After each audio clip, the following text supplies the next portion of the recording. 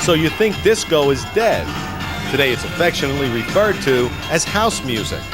Nevertheless, back in the 70s, this was the style of music that made clubs like Studio 54 famous. It was feel-good music that most importantly made everyone want to dance. And they did. Did you like disco? I loved it. I was disco queen. I was out every night discoing, hustling. Hustling the dance, not... Do you think it's making a comeback because people used to dance together? It's always been there. I don't think it ever disappeared. The dance always had the similar dance to the hustle. They just changed it a little, but it's always going to be there, and it always has been. Oh. Did you like disco? Oh, she did. John Travolta. John Travolta. Debbie, what do you think it is about the disco era that has made it possible for it to make a comeback now in the late 90s? Because these kids don't have anything of their own, and they bring back everything that's ours. Our clothes, our music. They remake all our songs, because that was the good times, and that's what they're seeing. Did you like disco music? I loved it. What is disco? It's like when you go like that. Show me again. Let me see that again. Oh, that's what disco. I didn't know that was disco. I will survive for as long as I know how to love. I know I'll stay alive. It was disco night at the Snug Harbor Amphitheatre as thousands gathered to reminisce while enjoying the music of some of the era's top acts, such as disco divas Carol Douglas and Carol Williams. How many people remember this song? Do you know this song? Yeah. Woo!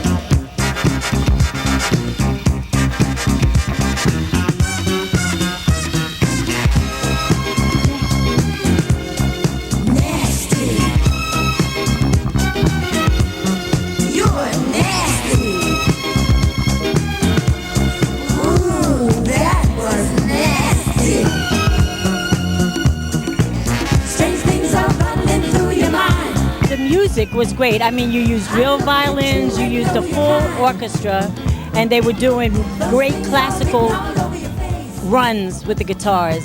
I mean, not with the guitars, with the strings. It was just beautiful. It was live music, and live it was played. Musical. It was played, and we all had bands. We all had like 6 or 7 or 8 pieces that played behind us with the conga players and everything. Do you think disco gets the credit that it should as far as the talent that's necessary in order to produce that sound? No, I don't think that it's gotten the credit at all.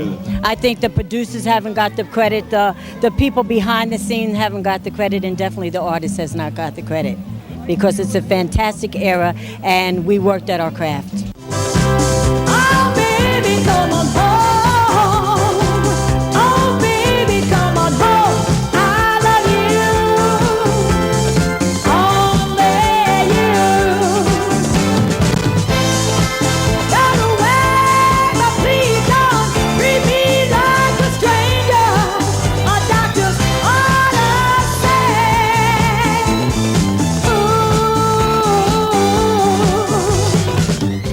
What are some of your best memories of that period? I would say, basically, I like the club scene. That's what I like, the memories of the club scene. I don't go out to clubs that much. So now I'll be going out a little more. Definitely. I'm going to learn how to do the hustle. That's what I got to do. You don't know how to do the hustle? hustle? No, I don't know how to do the hustle, because everybody was dancing while I was on the stage performing. We are family. I've got all my sisters with me. I got my sisters there. Sharing the stage with some of disco's best was Staten Island's own Billy Francis, who with his 3 outstanding backup singers got the night off to a roaring start. When did you go to the 3 girls and work on these harmonies? When did that happen? Teresa's been with me 10 years, right? Yeah, 10 years. I know she has. Yes, and Lynn has been with us about 6 years, and Vanessa about 3 years. That might have been the smartest thing you ever did, you know. Of course. I get the talent, and I take a back seat. What do you think it is about the disco that has remained so popular? It gets everybody moving.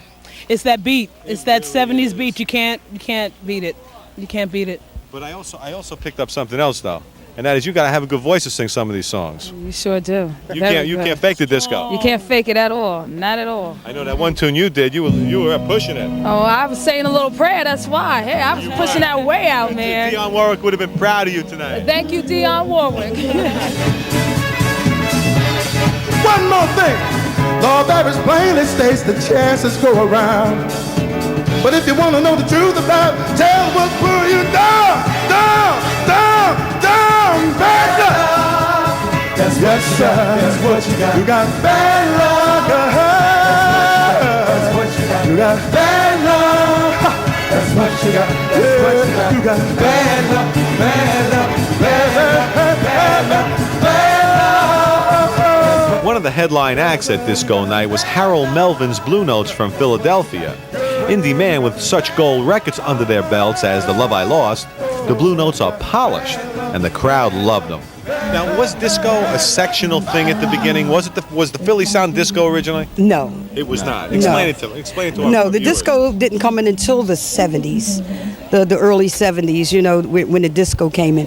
We're what you call doo-wop.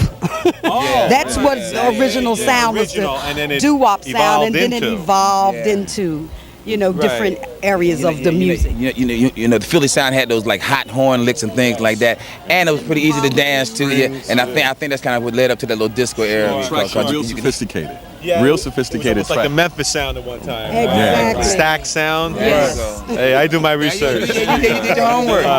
You had a lot of Teddy Pendergrass in your voice, although you're great in your own right. He was the original lead singer of this band. Oh yes, but I have to keep the standard up. You can't go down to somebody change. It's got to be high standards. That's where it is here. Has Teddy been to see you perform? Not yet, but I'm waiting for him.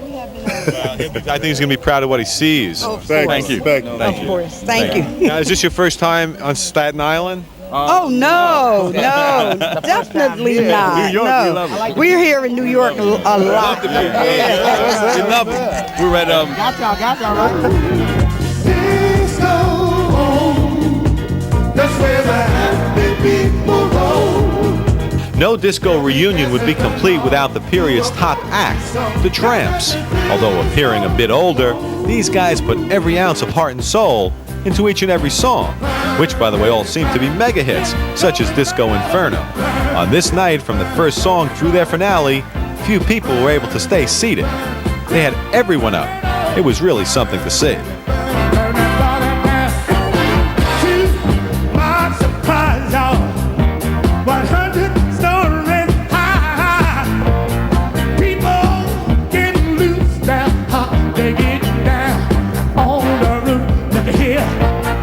How much longer can you guys, I mean, this is a workout. How long can you do this?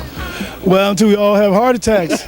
I mean, we go, you know, look, I'm going to be frank with you, man. It's like, this is our livelihood. We got to do it. You know, you want to do it until, you know, to the time where you can still do it respectably. You know, you don't want to disrespect yourself and look like a fool. So you do it as long as you can, you know. And right now you do realize you sound better than ever. Well, tonight we did. I would say you can speak for yourself. They say disco is just a passing phase. But after watching the performances here tonight and the reaction of the hundreds of fans, one thing is for sure, disco is making a comeback. For Special Edition, I'm Mickey Burns. How you doing? I'm Tyson Beckford, and you're here with Special Edition, all right? One love, baby.